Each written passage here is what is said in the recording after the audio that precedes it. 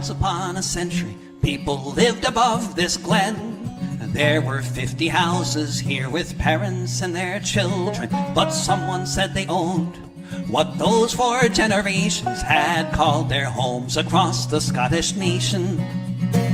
Allotments kept on shrinking while the rent would only rise. One by one the broken crofters left the open skies for frozen shores of Nova Scotia in a far-off colony, or somewhere else across the sea. Once upon a century, from the ways of old, from something like the golden rule to the rule of gold, it's just the logic of the market. Supply and demand says to drive the people from the land.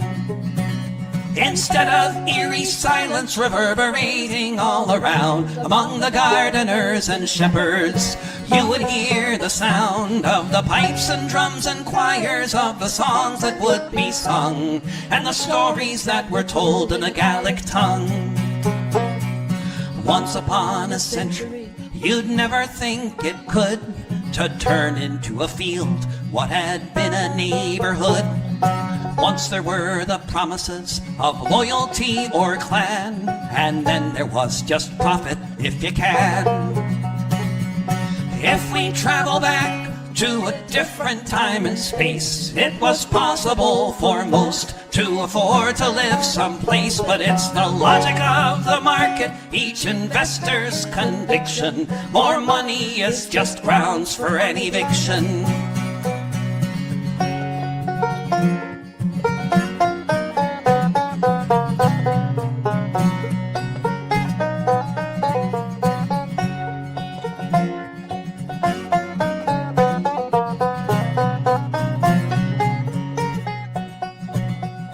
Once upon a century, they cleared the highlands for the sheep.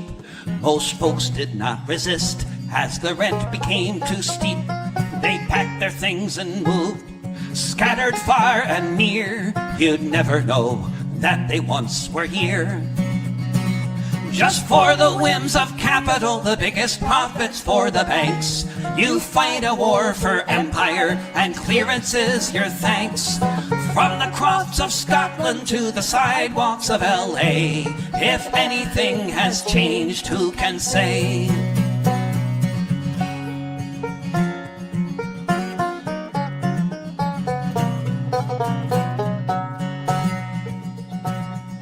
Once upon a century, people lived above this glen.